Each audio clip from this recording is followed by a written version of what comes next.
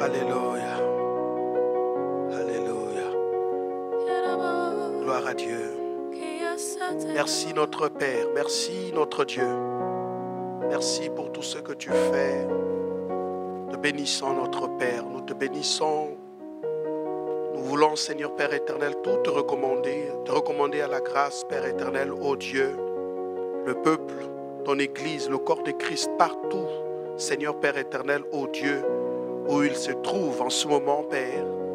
Merci de te souvenir. Seigneur, même dans des temps de confinement, Seigneur, fais du bien, parle, manifeste-toi, montre-toi, encourage, Père éternel, ô Dieu. Nous te recommandons, Seigneur, tes enfants, nous te recommandons les nations. Nous voulons, Père éternel, te recommander les institutions, les organisations, Père. Sois, Seigneur Père éternel, ô Dieu, maître de toutes les circonstances, au nom de Jésus-Christ de Nazareth. Amen. Bonsoir encore une fois de plus. Nous sommes heureux d'être ici et de vous servir. Dans ce culte dominical, nous avons une seule pensée, c'est que le Seigneur puisse faire du bien à quelqu'un. Et nous vous prions de partager ce message. Nous sommes convaincus que le Seigneur va vraiment encourager, il va exhorter, il va bénir, il va vraiment délivrer. Et notre souhait, c'est que cette bénédiction doit se propager au maximum et toucher le maximum de personnes. Soyez bénis, vous qui êtes en France, en Italie, aux États-Unis, au Canada, en Afrique, je pense à la RDC, la Côte d'Ivoire, Congo-Brazzaville. Nous pensons à cette grande ville africaine, le Dakar, qui en ce moment-là également, où nous avons beaucoup de personnes qui nous suivent. Nous pensons à Cape Town, Johannesburg, partout où vous êtes. Recevez la bénédiction du Seigneur alors que vous êtes en direct et vous nous suivez. Soyez bénis. Vous avez notre amour, vous avez vraiment notre affection et nous sommes ensemble. Même dans ces moments de confinement, vous pouvez espérer que l'Éternel est avec vous. Vous n'êtes pas seul. Soyez bénis. Merci pour votre retour et aussi pour votre amour. Merci de nous encourager de façon multiple. Que Dieu vous bénisse. Et nous allons poursuivre notre série d'enseignements sur l'Alliance. Nous avons parlé de comment activer l'Alliance. Nous avons parlé des symboles de l'Alliance et encore de la fidélité de Dieu à l'Alliance. Et aujourd'hui, nous devrons poursuivre pour parler de la fidélité de Dieu à l'Alliance, mais en prenant justement une petite particularité de cette grande paranèse. Nous invitons les gens qui sont dans l'Alliance avec le Seigneur de s'appuyer sur le Seigneur. Alors, je vous invite à la lecture. Ce matin, nous ouvrons donc notre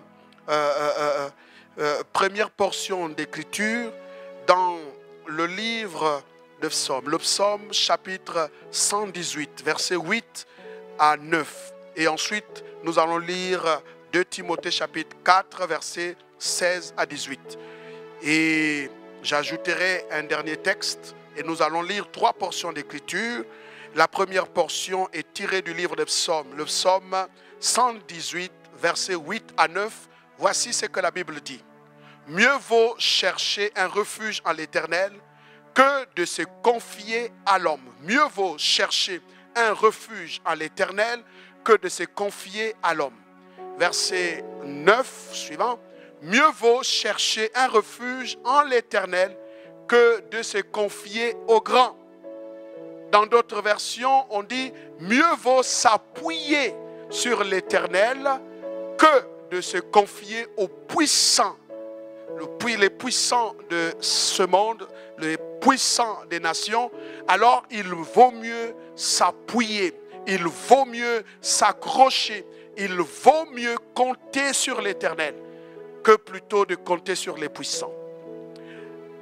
2 Timothée chapitre 4, versets 16 à 18. 2 Timothée chapitre 4, versets 16 à 18. Alors qu'on prépare 2 Timothée chapitre 4, versets 16 à 18. 2 Timothée chapitre 4, versets 16 à 18. Alors que l'on me prépare 1 Jean chapitre 4, verset 10. Dans ma première défense, personne ne m'a assisté, mais tous m'ont abandonné, que cela ne leur soit point imputé.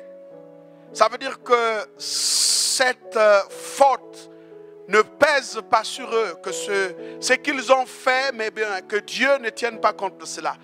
Paul dit, tous m'ont abandonné lors de sa première défense. Personne ne l'a assisté. En d'autres termes, il était seul. Le verset 17. C'est le Seigneur qui m'a assisté et qui m'a fortifié afin que la prédication fût accomplie par moi et que tous les païens l'entendissent. Et j'ai été délivré de la gueule du lion. Verset 18. Le Seigneur me délivrera de toute mauvaise œuvre et il me sauvera pour me faire entrer dans son royaume céleste. À lui soit la gloire au siècle des siècles. Amen. Mais il y a vraiment une portion d'écriture qui est chargée d'une grande exhortation, d'un grand encouragement. Enfin, 1 Jean chapitre 4, verset 10. 1 Jean chapitre 4, verset 10. 1 Jean chapitre 4, verset 10. Gloire à Dieu. La Bible dit, et cet amour consiste non point à ce que nous avons aimé Dieu, mais en ce qu'il nous a aimés et a envoyé son Fils comme victime expiatoire pour nos péchés. On peut peut-être commencer à lire à partir du verset 8 et nous allons descendre au fur et à mesure. Celui qui n'aime pas n'a pas connu Dieu, car Dieu est amour. Le verset 9, l'amour de Dieu a été manifesté envers nous en ce que Dieu a envoyé son Fils unique dans le monde afin que nous vivions par lui. Et cet amour consiste non point à ce que nous avons aimé Dieu, mais en ce qu'il nous a aimés et a envoyé son Fils comme victime expiatoire pour nos péchés. Verset suivant. Bien-aimés, si Dieu nous a ainsi aimés, nous devons aussi aimer les uns les autres, sans condition, les uns les autres sans condition. Et enfin le verset 12. Personne n'a jamais vu Dieu. Si nous aimons les uns les autres, Dieu demeure en nous et son amour est parfait en nous. Donc Dieu nous aime et l'amour de Dieu a consisté à envoyer son Fils unique, une démonstration d'amour, une preuve d'amour. Ce matin, alors que nous sommes tous conscients de la situation que traverse le monde entier, la chose que je voulais juste dire, et ça c'est sûr et certain, c'est le sentiment qui traverse la plupart des êtres humains à cette heure de grande pandémie, de ce virus qui fait des ravages.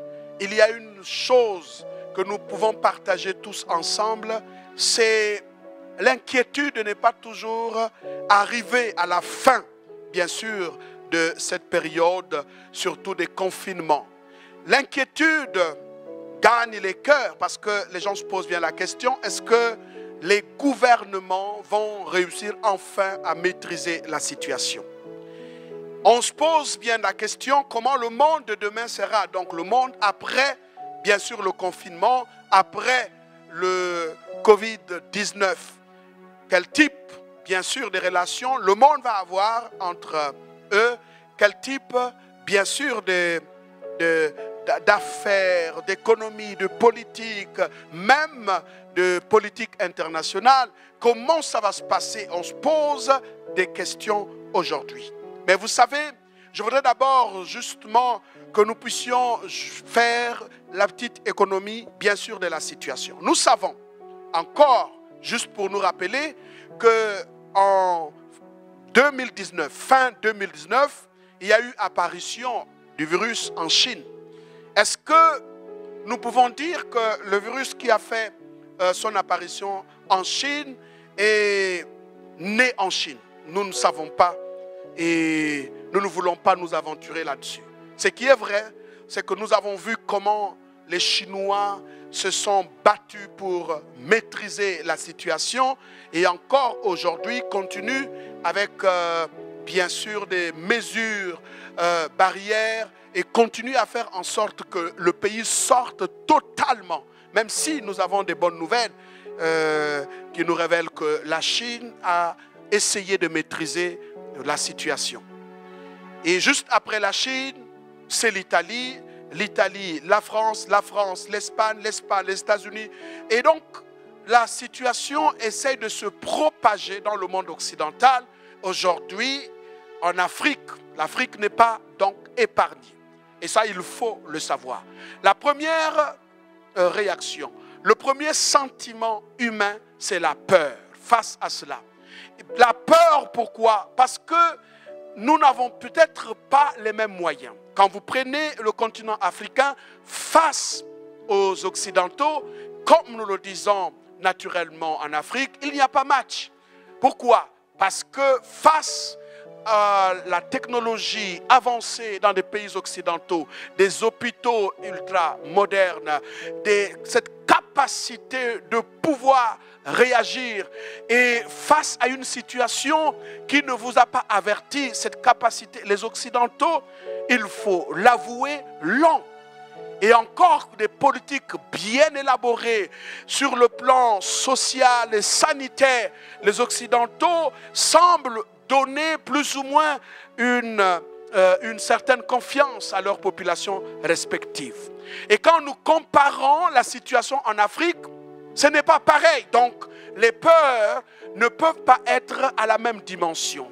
Il faut dire que la présence de ce virus, surtout dans la plupart des pays, vient ici dévoiler la faiblesse de la plupart de nos systèmes de gouvernance.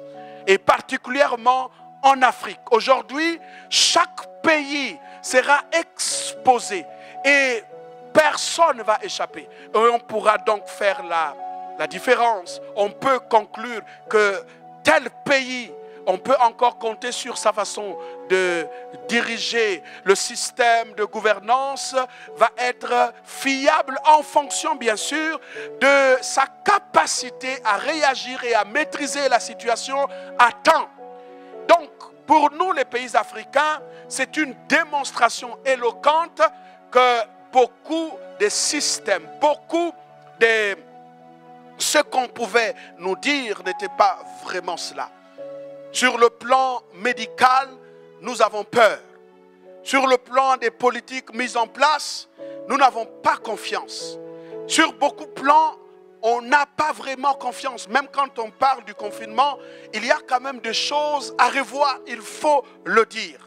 Et nous ne venons pas ici pour accélérer, augmenter la peur. Bien au contraire, nous venons ici pour rassurer. Mais il est donc important pour nous de pouvoir faire l'économie, de pouvoir faire le bilan pour qu'on se rende compte qu'il y a quelque chose que les nations doivent partager aujourd'hui. Vous savez, si vous essayez de faire juste une petite, comment dirais-je, un petit bilan, vous allez vous rendre compte que ce virus-là, sur le plan de la contamination, est très dangereux. Même si on tombe tous d'accord pour dire que ce virus n'est pas résistant face à certains climats. Bon, je n'en sais rien, mais il faut avouer que la vitesse avec laquelle la contamination peut prendre de proportions, elle est une vitesse inquiétante. Et nous ne sommes pas prêts. Alors, comment donc faire? Parce que face à ce virus, nous devrons réagir et chacun réagit à sa manière. Il y a des gens qui pensent que bon, il faut se réfugier dans tel ou tel système et c'est clair que chacun essaye de prendre la chose en fonction bien sûr des informations qui lui parviennent. C'est pour cela que les textes choisis sont à propos pour qu'on puisse déjà nous rendre compte qu'il n'y a aucun système au monde. Je dis bien, aucun système au monde peut rassurer ces populations. Même les plus affinés, comme les systèmes occidentaux. Sinon, ce que nous avons vu en Italie, ce que nous voyons en Chine et aujourd'hui aux États-Unis, et la France n'est pas en marche. C'est des systèmes où on voit quand même une certaine préoccupation par rapport, bien sûr, à la situation sanitaire, économique des gens qui peuvent prévoir longtemps en avance. Mais nous voyons la fragilité de tous ces systèmes. Aucun système ne peut rassurer à 100% les populations. Aucun système. D'ailleurs, tous ces systèmes nous démontrent que ce sont des systèmes humains. Et nous avons compté, depuis que le coronavirus a commencé, les mouvements migratoires. Donc, des Africains de France et d'ailleurs et d'Europe qui sont partis pour venir en Afrique, maintenant se sont rendus compte qu'aucun pays africain n'offre, en dehors de quelques rares pays comme l'Afrique du Sud, le Maroc, la Tunisie, qui depuis un moment ont amélioré les conditions de santé dans leur pays. Maintenant, le reste des pays, aucun pays n'offre ici une sécurité en matière médicale. Conséquence, c'est que les gens partent des pays africains et repartent en Occident parce qu'au moins là-bas, il y a une possibilité d'être pris en charge. Mais ça reste fragile. Ça reste fragile parce que c'est aussi l'occasion de dire que c'est dans ces endroits-là où on enregistre beaucoup de morts, des milliers, des centaines, bien sûr, de personnes qui tombent par jour. Et la peur est grandissante parce que tous les discours qui viennent du côté de l'Occident nous disent que ça va être un carnage en Afrique. L'Afrique n'est pas préparée. Alors, quand le virus va commencer en Afrique, ça va être compliqué et c'est difficile que l'Afrique soit épargnée. Ça va être un carnage. Donc, l'homme aujourd'hui ne sait plus sur quoi s'appuyer.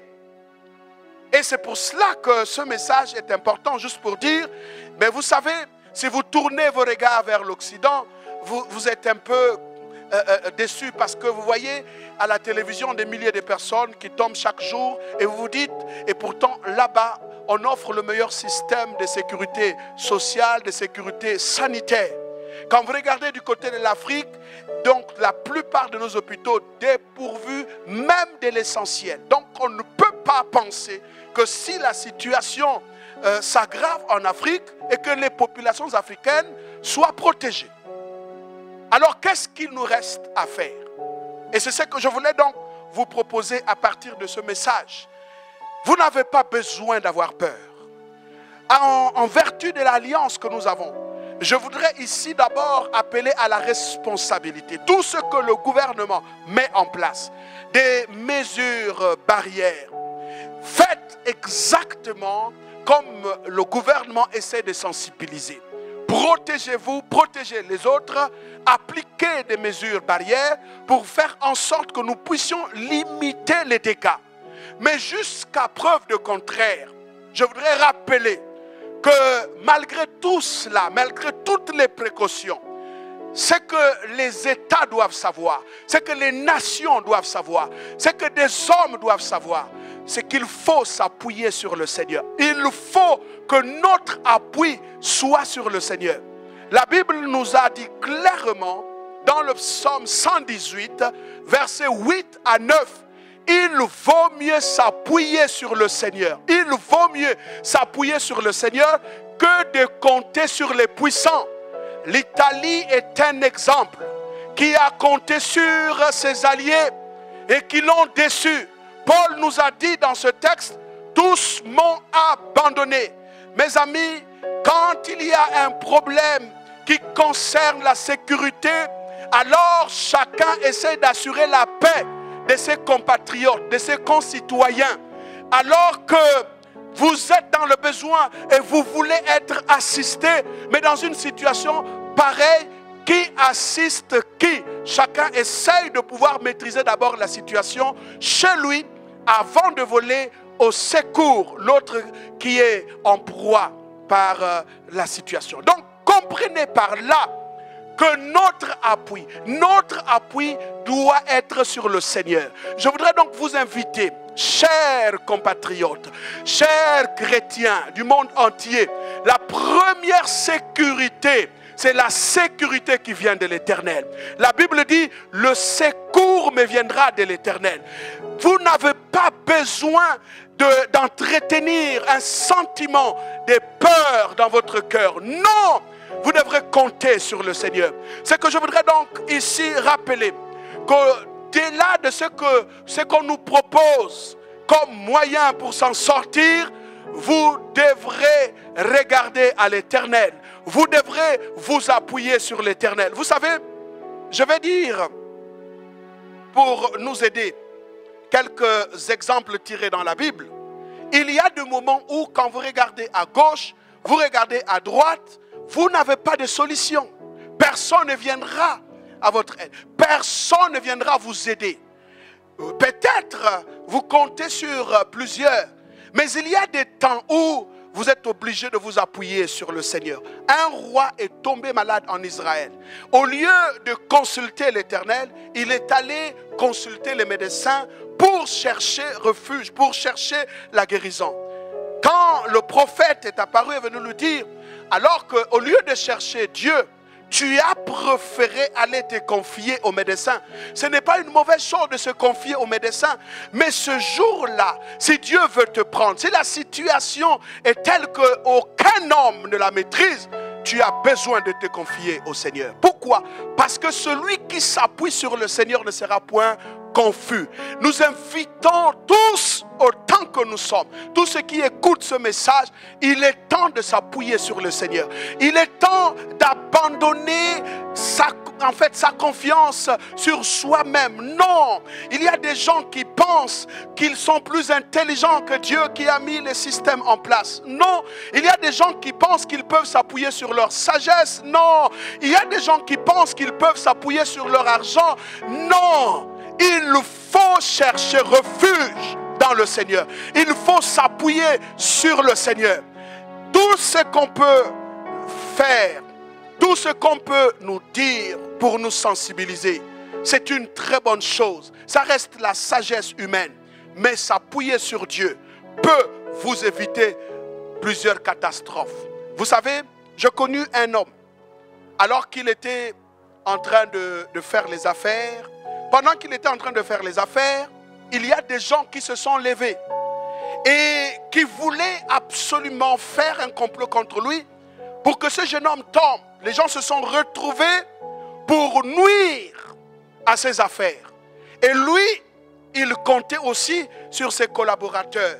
Quand la situation est arrivée et que tout le monde s'est levé pour lui faire la peau, tous l'ont abandonné. Et ce jour-là, il ne savait plus quoi faire. Le premier réflexe qu'il a eu, il a disparu, il allait chercher Dieu. Pendant 3 jours, il a prié, il a jeûné pour dire, Seigneur, je ne compte que sur toi.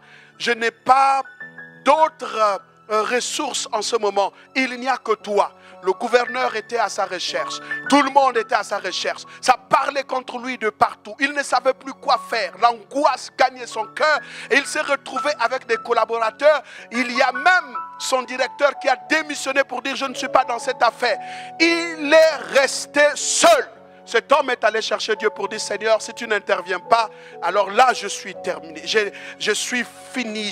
Je suis détruit. Je ne peux pas. Alors, Dieu va lui répondre en disant, je suis avec toi.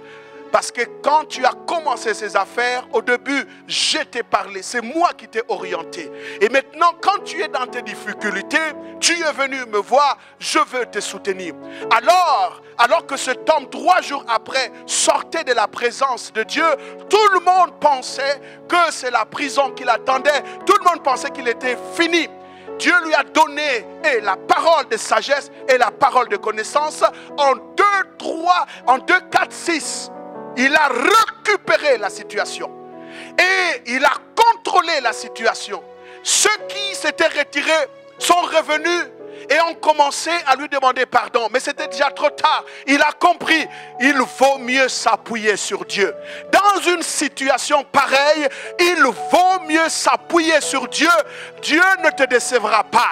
Je veux dire, aujourd'hui, peut-être, il y a beaucoup de réflexions autour de ce sujet. Eh bien, il ne faut pas se lancer dans la panique. Il ne faut pas penser qu'on peut régler cette affaire en ayant peur.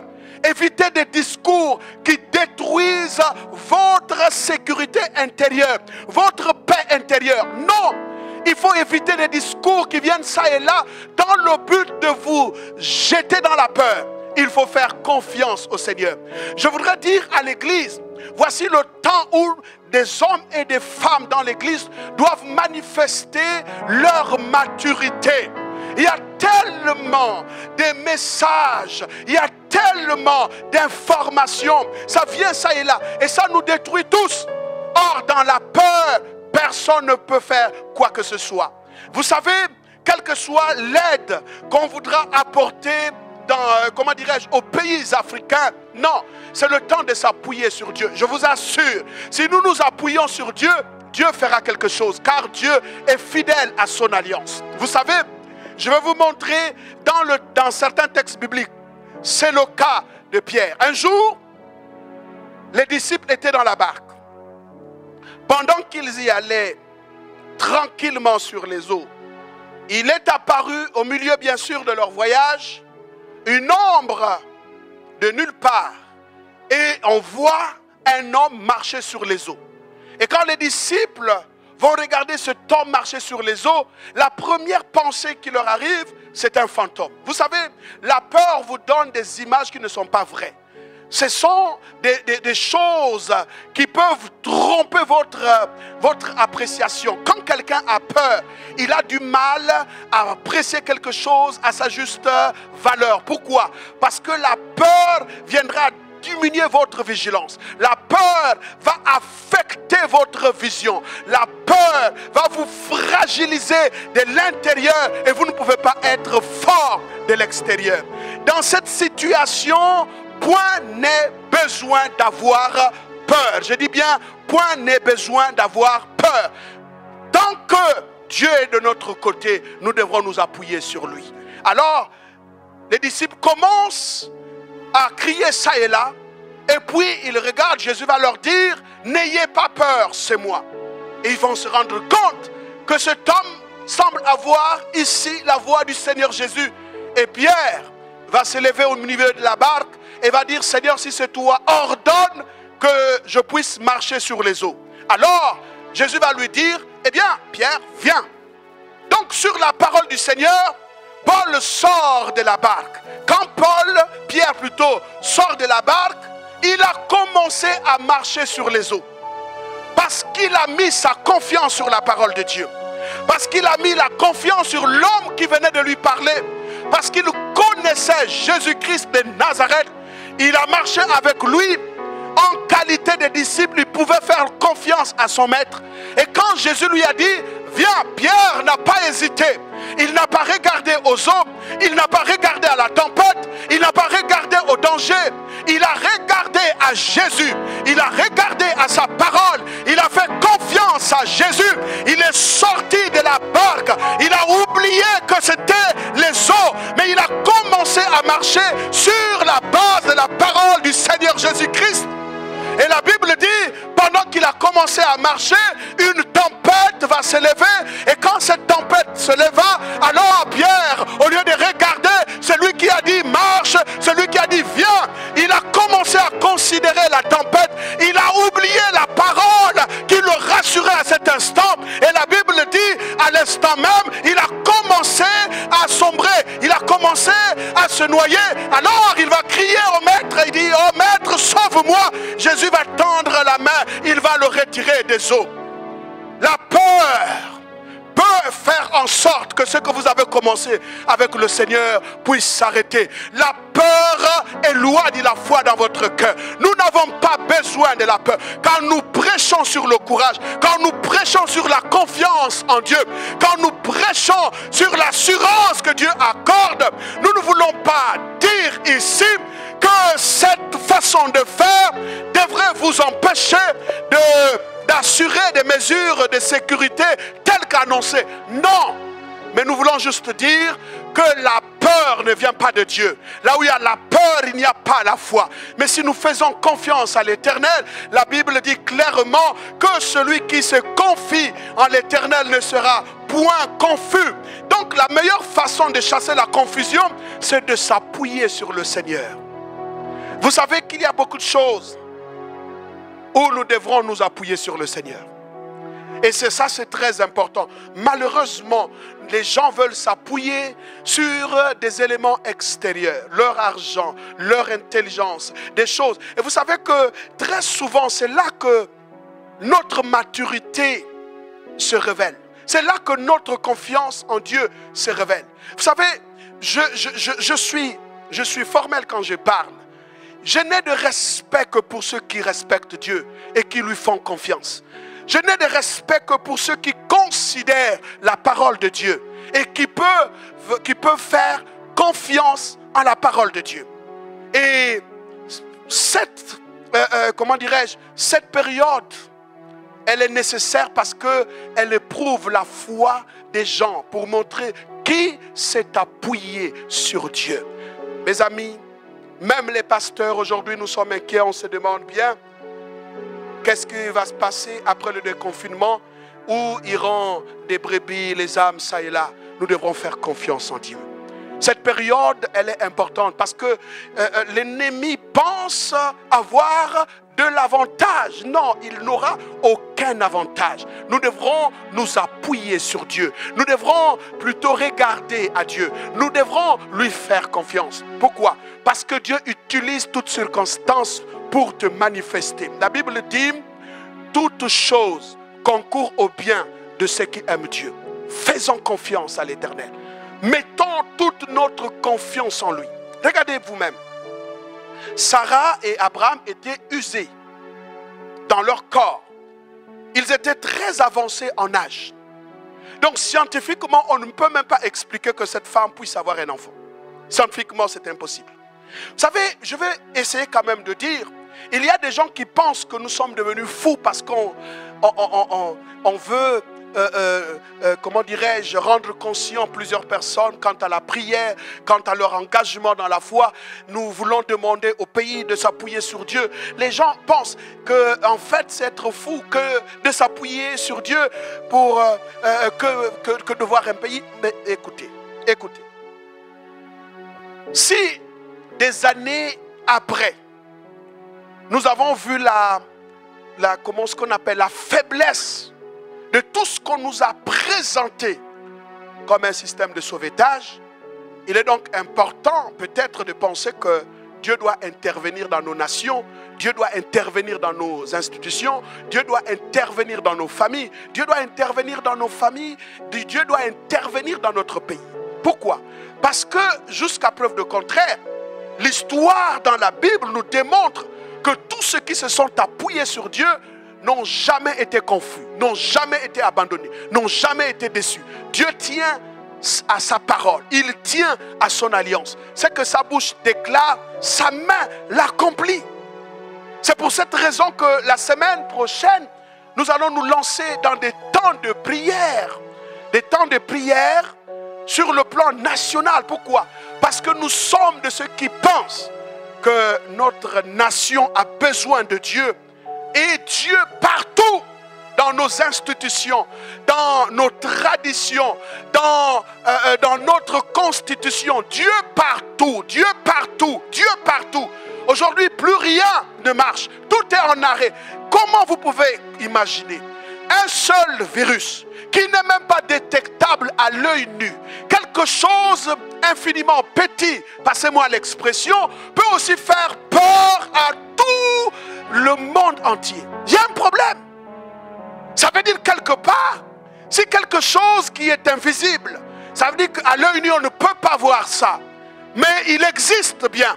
On voit les dégâts de ce virus. Comment vous ne pouvez pas compter sur Dieu? Comment vous ne pouvez pas croire que Dieu existe? Je vous annonce que c'est un temps que Dieu essaye d'avertir le monde entier, et en particulier les nations. Les nations qui n'auront pas choisi de revoir leur voie. Il y aura un temps où cette situation va passer, et alors, quand des situations nouvelles vont arriver, pour avoir fait le choix de ne pas s'appuyer sur Dieu, ça va être une catastrophe. Et c'est important. Dans la vie d'un serviteur de Dieu, dans la vie de n'importe quelle personne sur la terre, il faut apprendre à compter sur Dieu. Depuis que tu as beaucoup d'argent, ça n'a rien changé. Il y a des situations qui ne pourront pas changer. Pourquoi? C'est la preuve que ton argent ne peut pas changer grand-chose. Tu peux accomplir des rêves dans ta vie. Tu peux voyager. Tu peux faire un certain nombre de choses. Peut-être même construire. Mais il y a des choses, manifestement, que tu ne peux pas faire, malgré beaucoup d'argent que tu as. Donc, arrête cet orgueil. Je veux dire aux nations, il est temps de se détourner des attitudes orgueilleuses pour s'attendre à Dieu. Il faut s'appuyer sur Dieu. Je connais l'histoire d'un pays, alors qu'ils étaient en guerre, sentant la menace de l'ennemi, et le leader qui était en train de conduire les expéditions va donc voir dans la vision un ange, alors qu'il invoquait le Seigneur. Depuis ce jour-là, c'était la délivrance de la nation, et jusqu'à preuve de contraire, cette nation s'appuie sur cette révélation pour devenir une grande nation comme on le constate. Israël est grand, pas parce que Israël a une grande technologie, non, mais parce que la grâce de Dieu est passée par cette nation. Les États-Unis sont ce qu'ils sont, parce qu'il y a des gens, jusqu'à preuve de contraire, qui ont fait alliance avec Dieu, et que le pays a fait alliance avec Dieu, malgré la multitude des sortilèges. Il y a des nations aujourd'hui, on peut voir la main de Dieu sur elles. Il est temps que nous puissions nous saisir, nous ressaisir, autant pour moi, pour que nous puissions nous appuyer sur Dieu. Appuie-toi sur Dieu. Sur quoi tu t'appuies? Appuie-toi sur Dieu et tu verras la manifestation de sa grâce. J'invite les compatriotes, j'invite des Africains. La semaine prochaine, nous allons faire une prière nationale. Je vais demander aux leaders des églises, je vais demander aux compatriotes, quelles que soient leurs obédiences, de nous suivre en direct et de prier en faveur de la nation. Pendant ces 5 jours, nous allons prier en faveur de notre nation, et chaque soir, nous célébrerons la Sainte Seine, et nous serons dans cette semaine pascale. Il est donc important pour nous de s'appuyer. Donc j'invite ceux qui me suivent à vous sensibiliser autour d'eux. Envoyez les messages, parce qu'à partir de la semaine qui commence à partir de demain, lundi, mardi, mercredi, jeudi et vendredi, notre nation va être soutenue par nos prières. Nous avons des éminents serviteurs de Dieu qui vont intervenir chacun à son tour. Prier pour les familles gabonaises, prier pour le pays, prier également pour l'Église dans le pays. Associons-nous tous dans cette prière, parce que nous savons qu'après ce temps, une grande gloire se manifestera dans le pays. Je voulais vous dire que notre raison de vivre, c'est Dieu. Que notre économie s'appuie sur Dieu. Que nos politiques s'appuient sur Dieu. Que des gens qui pensent avoir le monopole de la vie réfléchissent un instant et changent leur paradigme en s'appuyant sur Dieu. Appuyons-nous sur Dieu. Il vaut mieux s'appuyer sur Dieu que de compter sur les hommes puissants. À un moment donné, il faut qu'on prenne conscience. Il est temps que nous puissions s'appuyer sur Dieu pour faire certaines choses dans notre nation. Parce que tout ce qui nous vient de l'extérieur, c'est une aide qui ne pourra être consistante dans le temps. Non. C'est une aide, oui, nous l'apprécions. Mais ce que nous faisons en s'appuyant sur le capital que Dieu nous a donné, le capital humain, le capital économique, toutes les ressources que le Seigneur nous a données, nous pouvons l'utiliser à bon escient si et seulement si ceux qui gouvernent à la destinée de notre nation, les politiques, les économistes, comment est-ce qu'on appelle, les médecins, toutes ces entités-là doivent comprendre que peut-être pour nous, la possibilité de démontrer notre humilité pour s'appuyer sur Dieu. Je voudrais vous inviter à vous lever et je vais prier pour vous. Que Dieu soit dans vos vies, dans vos familles et dans vos maisons. Alléluia.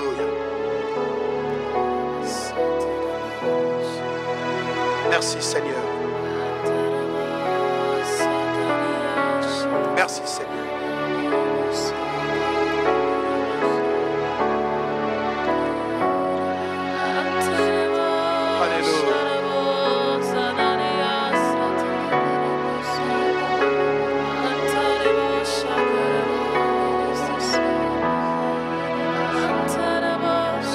Merci Seigneur.